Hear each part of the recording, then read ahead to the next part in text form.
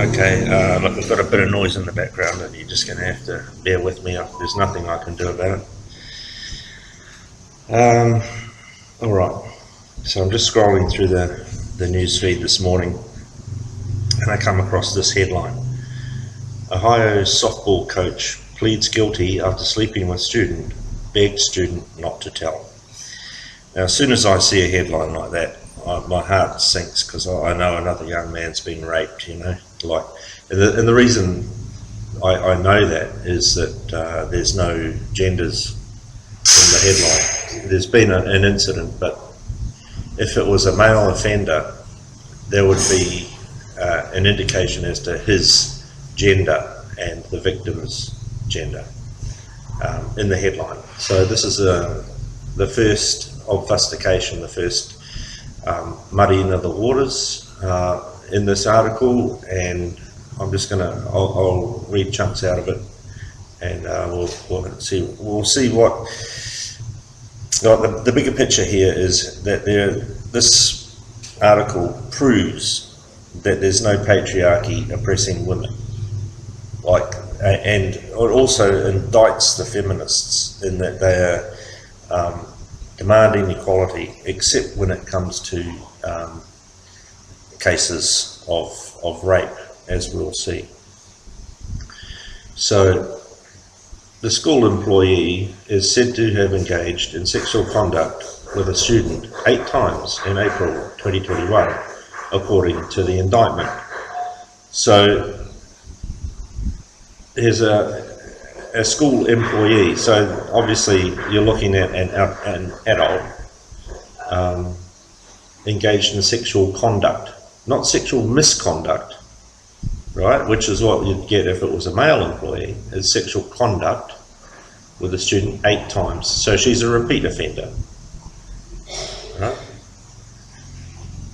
A former Ohio high school teacher's assistant and softball coach has pleaded guilty to charges related to a sexual relationship with a student she reportedly begged the student not to tell authorities about. Right, so she's had a relationship. She hasn't, this is my contention here. This is the problem that we have. This is a minor, as a student at a school, and this is an adult who has violated a child, and it is a clear-cut case of statutory rape. The law states that children have the right to discover their sexuality in their own time without the interference of adults. It's called statutory rape, and there's the age of the child, the victim, the child, mandates that this is the case. It's not about feelings or relationships or anything else. This is about an adult coercing a child into having sex. And it's the power dynamic that all the feminists are enraged about when it comes to sexual assault charges or allegations. And the wording here, she's pleaded guilty to charges related to a sexual relationship. Right? So straight away she's not been held accountable, shall we say. She's taking the victim position in this case, right? She's had a sexual relationship that she's now been held. She's had to plead guilty to. Oh, the poor thing. So Ashley Risen, 31, unusual that she gets named, but she has. Ashley Risen, 31, an employee at New Miami High School. Now, she was in Ohio, so New Miami High School, doesn't matter, is facing 5 years in prison after pleading guilty Wednesday to sexual battery and gross sexual imposition in response to allegations she had sex with a 17-year-old student. So she's plea bargained it down, you see. She's been allowed to plea bargain with the DA, with the prosecutor, and got it down to sexual battery and gross sexual imposition, rather than, I don't know, statutory rape. You know, so she's been able to plead guilty to lesser charges, which wouldn't happen if the genders were reversed. Right? There's no plea bargaining for a rapist if it's male. So Risen's indictment states that she engaged in sexual conduct with the minor 8 different times in April 2021. So a repeat offender, like she's groomed this kid and then raped him 8 times. Right? That's what that says. In addition to what the child tells us, we do have recordings between Miss Risen and the child of where Miss Risen makes multiple incriminating statements in begging the child not to report her to the authorities. So we don't know whether or not she's actually threatening the child, right? We haven't heard the tapes, but she's begging the child. So it's like she's the victim again, you see. She's pleading and begging with the child not to report her to the authorities. So she knows what she's done is rape. Like she knows that she can face jail time for it. And she's asking or coercing the child into protecting his rapist. Right? That's what she's doing. Right? It's sick, and she's not being punished for that. So Butler County, Ohio Assistant Prosecutor Lindsay Sheehan previously said in court. End of that chapter. Now, here we have a link in the story. This is a link online here. Ohio incel wanted to kill women he had been deprived of and fantasized about having manifesto.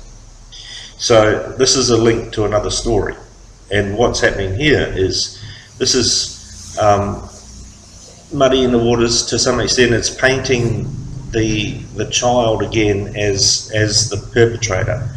So in a story where a woman has raped a child, you've got a link to another story where an incel has wanted to kill women he had been deprived of and fantasized about having.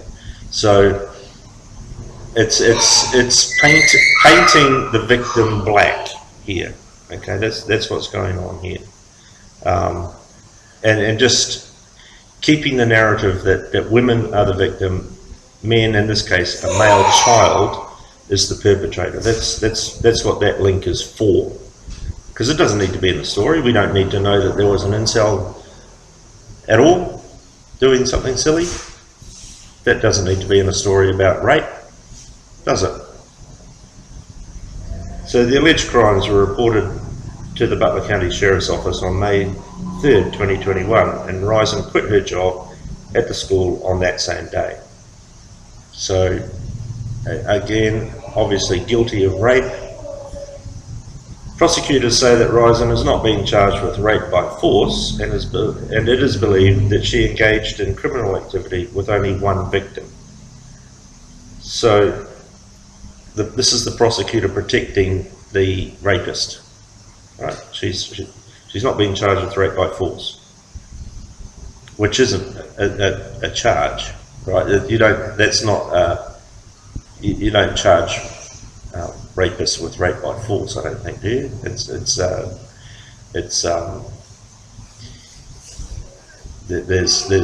not a legal term, I don't think. But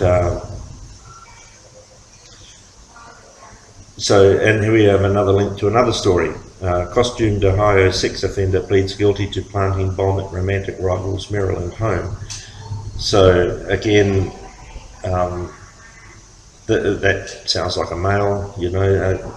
Like, we don't need these links in these stories to male offenders or male perpetrators of similar crimes, you see.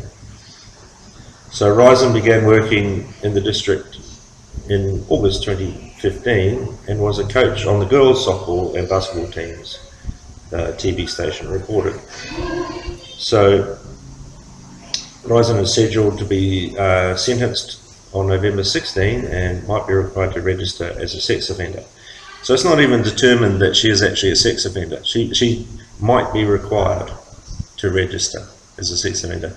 Maximum prison sentence is 5 years. Now, I'd be very surprised if she spends more than a few months in prison over this.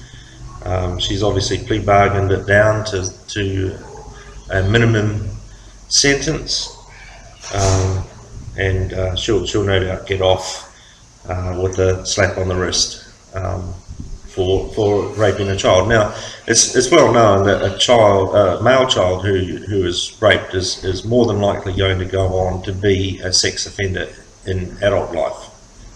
Right, there's a correlation here between sex offenders who are abused as children, and this woman is contributing to that aspect, potentially. I hope the boy is able to overcome any issues that arise from this.